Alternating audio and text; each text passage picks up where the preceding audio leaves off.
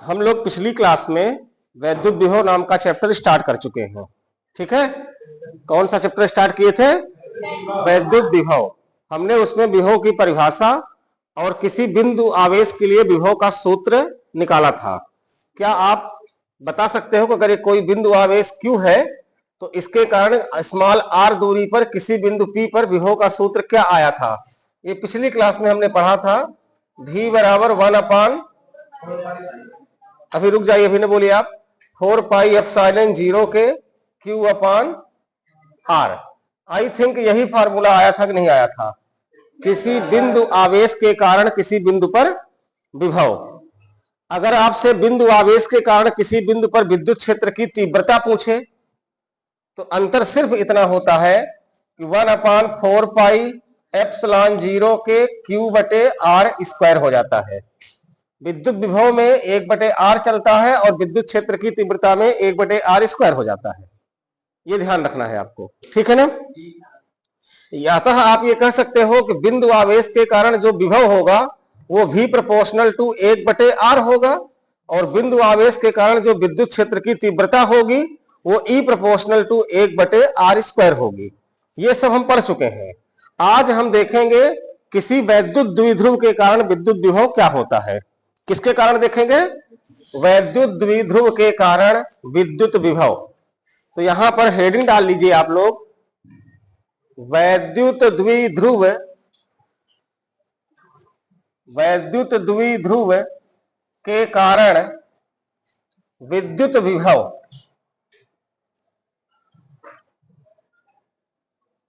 विद्युत विभव।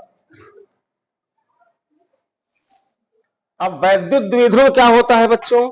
देखिए, अगर आपके पास एक प्लस चार्ज हो और एक माइनस चार्ज हो, अब वो दोनों एक दूसरे से कुछ डिस्टेंस में बैठे हो, वो डिस्टेंस फिक्स है कि कितनी है? 2L है।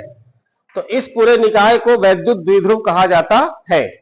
यदि एक प्लस चार्ज हो और एक माइनस चार्ज हो, वो दोनों एक दूसरे से कुछ दूरी में बैठे हो, तो इस निकाय को हम क्या बोलते हैं? वैद्युत द्विध्रुव बोलते हैं।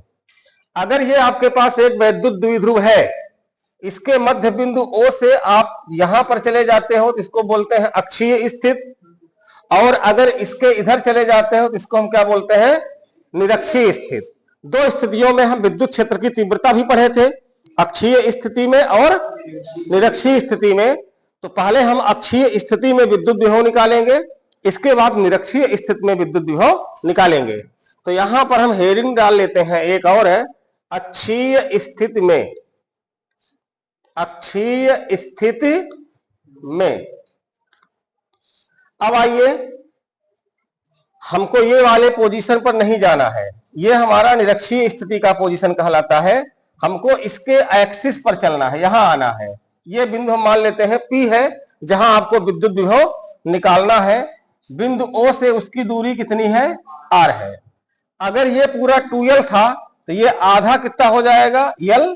ये भी आधा कितना हो जाएगा? L हो जाएगा। तो हम मान लेते हैं कि माना इसका नाम क्या है? AB।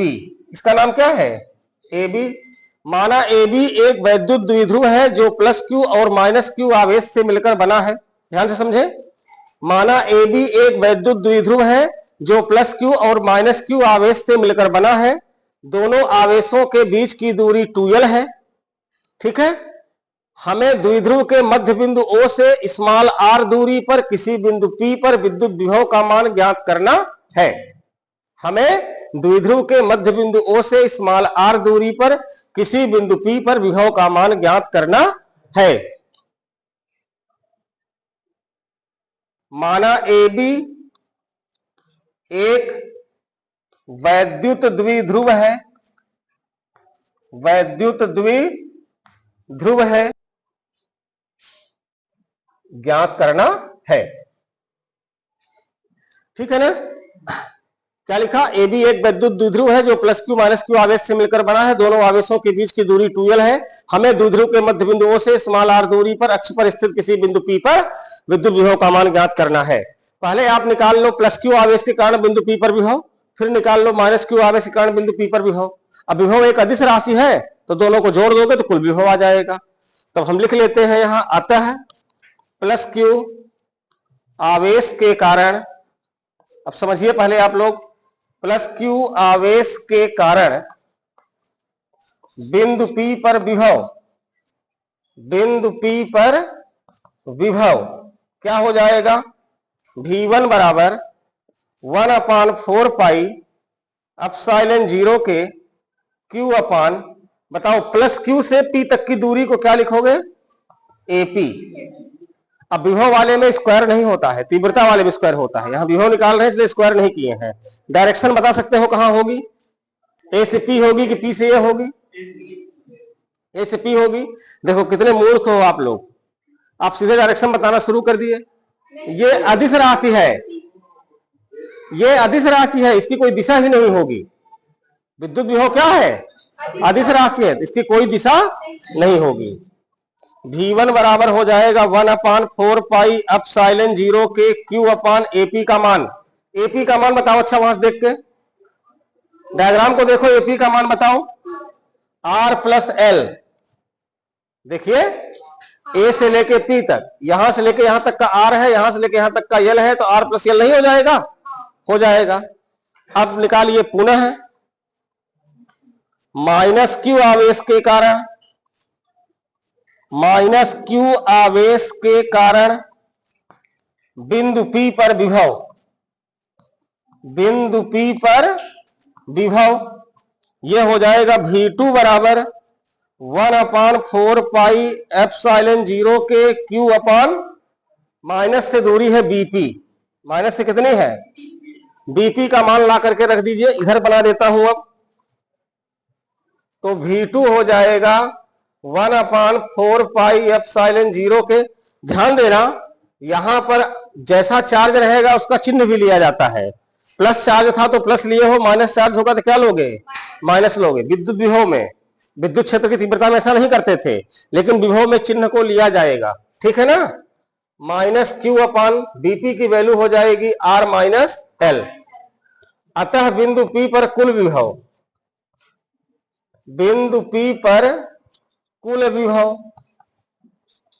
तो कुल विभव का सूत्र हो जाएगा V बराबर V1 प्लस V2।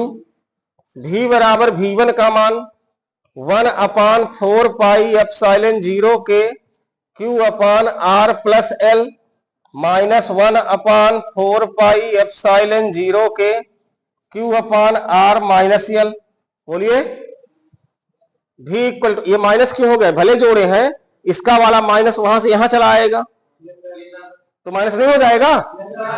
आप 1/4 पाई एप्सिलॉन 0 के Q कॉमन ले लो, 1/R plus L minus 1/R minus L बचेगा, नीचे दिखाई दे रहा है क्या, लिख दे 1/4 पाई एप्सिलॉन 0 के इंटू Q, इसका एलसीएम ले लो, तो एलसीएम हो जाएगा R square minus L square, ये इधर आएगा, ये इधर चला जाएगा, R माइनस L माइनस का R माइनस L। अब ध्यान से देखो, यहां R R कट जाएगा, L क्या हो जाएगा 2L।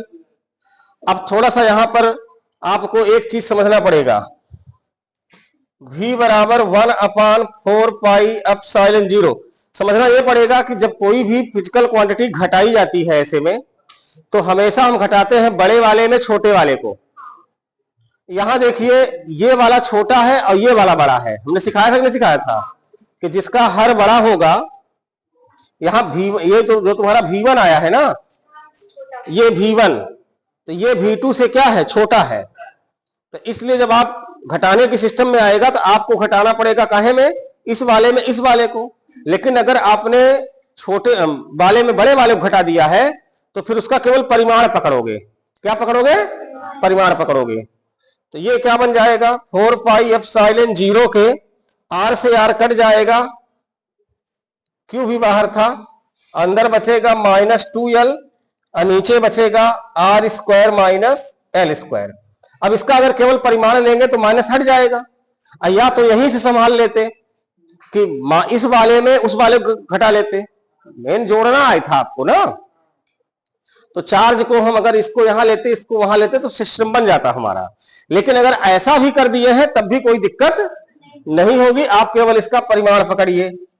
तो v बराबर क्या निकल के आ जाएगा, 1/4πε0 के 2ql बटे r square minus l square, केवल परिमाण लेने पर। यहां पर लिख दो केवल परिमाण लेने पर। अब बताइए 2ql को क्या कह सकते हैं, कैपिटल P। क्या कह सकते हैं, 1/4πε0 के P/r square minus l square. ये आपको मिल गया अक्षीय स्थिति में विभव का सूत्र। मात्रक क्या होता है इसका, वोल्ट। अब बता दो कि यदि L छोटा हो R से, L is less than R, तो L स्क्वायर और भी छोटा होगा R स्क्वायर से।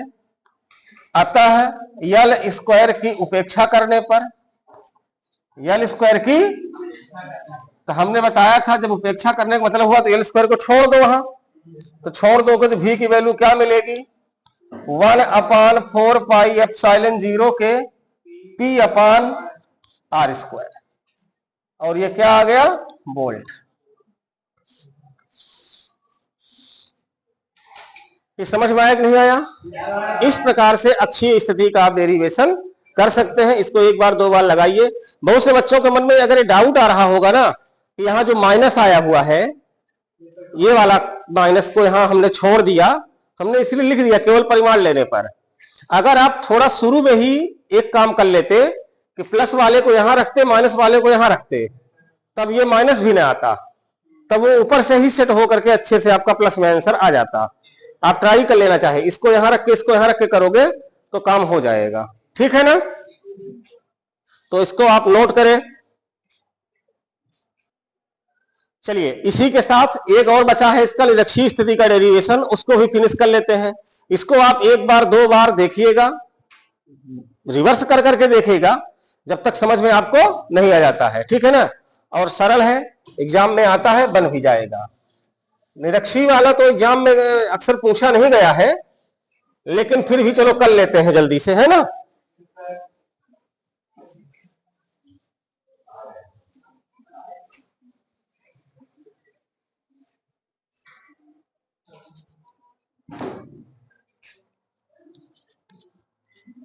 देखो निरक्षीय स्थिति में कैसे होगा, समझो जरा ध्यान से। ये हमारे पास ए बी एक वैद्युत द्विध्रुव हो गया कि नहीं हो गया। ये किससे मिलके बना है, प्लस क्यू और माइनस क्यू से। इनके बीच की दूरी कितनी है, 2l। इसके मध्य बिंदु O से कहां जाना है, स्मॉल r दूरी पर निरक्ष पर जाना है। कहां जाना है, निरक्ष पर, लंबार्धक पर जाना है किसी बिंदु P पर, वहां विद्युत विभव आपको निकालना है, ठीक है ना। तो हमने क्या लिखा कि माना ए बी एक वैद्युत द्विध्रुव है जो प्लस क्यू व माइनस क्यू आवेश से मिलकर बना है। दोनों आवेशों के बीच की दूरी 2l है। हमें द्विध्रुव के मध्य बिंदु O से स्मॉल r दूरी पर जहां लिखे हो अक्ष, वहीं क्या लिख दोगे, निरक्ष लिख दो। निरक्ष पर स्थित किसी बिंदु P पर विद्युत विभव का मान ज्ञात करना है। बात न करिए। अतः प्लस क्यू आवेश के कारण बिंदु P पर, प्लस क्यू के कारण P पर विभव निकालो, कितना आएगा जरा बताओ आप लोग। V1 बराबर 1/4πε0 के Q बटे प्लस Q से P तक की दूरी को क्या लिखोगे, AP। क्या लिखोगे, AP। इसको मिला दो यहां, इसको यहां मिला दो, तो ये दूरी AP हो गई। ऐसे ही निकालो माइनस Q आवेश के कारण, किसके कारण, माइनस Q आवेश के कारण बिंदु P पर विभव। तो माइनस Q के कारण क्या हो जाएगा, V2 बराबर 1/4πε0 के माइनस Q/BP। बोलो हो जाएगा कि नहीं हो जाएगा। yes, अब देखो एक त्रिभुज दिखाई दे रहा है, यहां आ जाइए।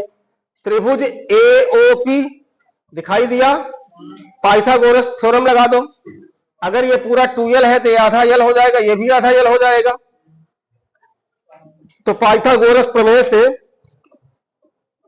AP का स्क्वायर बराबर OP का स्क्वायर प्लस OA का स्क्वायर, OP का स्क्वायर प्लस OA का स्क्वायर।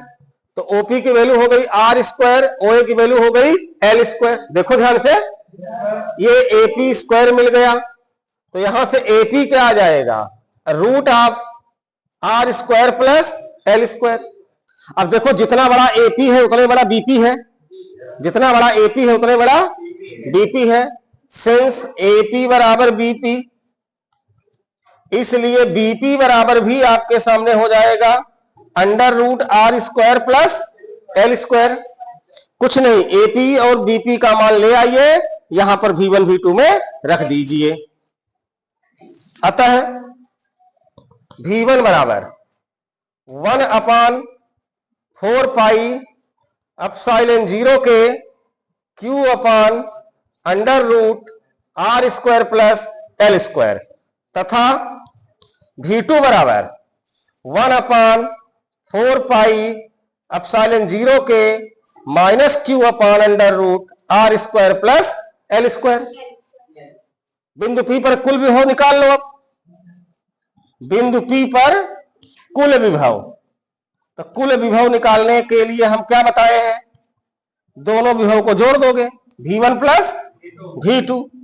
तो V बराबर V1 का मान ये रहा, V2 का मान ये रहा, 1/4 पाई एप्सिलॉन 0 के Q upon under root R square plus L square, अब प्लस 1/4 पाई एप्सिलॉन 0 के -Q upon under root R square plus L square. देखो ये चीज प्लस में है, ये चीज सेम माइनस में है, अब बाकी सब बराबर ही है, तो प्लस और माइनस दोनों कैंसिल कर देंगे एक दूसरे को, तो V बराबर क्या आ जाएगा, 0। क्या आ जाएगा, 0। यानी निरक्षीय स्थिति में विद्युत विभव नहीं मिलता है, निरक्षीय स्थिति में विद्युत विभव नहीं मिलता है। इससे यह मैसेज आता है कि अगर आपके पास एक चार्ज प्लस में हो और एक चार्ज माइनस में हो, और जितनी दूरी पर इसके कारण चले जाओ उतनी दूरी पर इसके कारण भी चले जाओगे, तो वहां पर विभव क्या हो जाएगा, 0। वहां पर विभव क्या हो जाएगा, 0 हो जाएगा। ठीक है ना, इसको भी नोट कर लीजिए। जैसे मान लीजिए कि ये एक वो है आपका वैद्युत द्विध्रुव है, ये प्लस क्यू चार्ज हो गया, ये माइनस क्यू चार्ज हो गया। कल्पना करिए इनके बीच की डिस्टेंस कितनी हो गई, 2L हो गई। अब हम कहें अगर कि इस द्विध्रुव के लिए एक ऐसा पृष्ठ जोड़िए कि जो समविभव पृष्ठ की भांति व्यवहार करे, तो अगर ध्यान से देखो द्विध्रुव के यहां पर कहीं जाओगे तो प्लस वाले से दूरी कम है, माइनस वाले से दूरी ज्यादा है, तो विभव अलग अलग मिलेगा। तो यहां के लिए विभव अलग मिलेगा, यहां के लिए अलग मिलेगा। लेकिन अगर मैं कहता हूं कि इसके परपेंडिकुलर कोई एक प्लेन चला जाए, एक समतल इसके लंबवत ऐसे गुजर जाए 20 से, मान लो ऐसे 20 से चला जाइए, तब क्या होगा, उस केस में क्या होगा कि इसके कारण पोटेंशियल जो यहां मिलेगा, उसके कारण पोटेंशियल यहां दूरी, अब देखो यहां से यहां तक की दूरी, यहां से यहां तक की दूरी सेम नहीं हो गई, ये प्लस का चार्ज है माइनस का चार्ज, तो यहां पर दोनों का विभव जोड़ दो, 0 नहीं हो जाएगा। ऐसे यहां पर चले जाओ, इतनी दूरी ये भी है, उतनी दूरी उसके लिए भी बन जाएगी। कहीं भी चलो अगर, तो एक ऐसा समतल जो द्विध्रुव के लंबवत हो और उसके मध्य बिंदु से गुजरता हो, तो वो क्या हो जाएगा, इस द्विध्रुव के लिए समविभव पृष्ठ की भांति व्यवहार करेगा। उसके हर एक जगह पर विभव का मान क्या हो जाएगा, 0 हो जाएगा। एनसीईआरटी में ये एक न्यूमेरिकल दिया गया है ना, मैंने फेसबुक में इसकी एक रील बना करके डाला भी था, शायद आप लोग देख लीजिएगा। ठीक है, चलिए नोट करिए।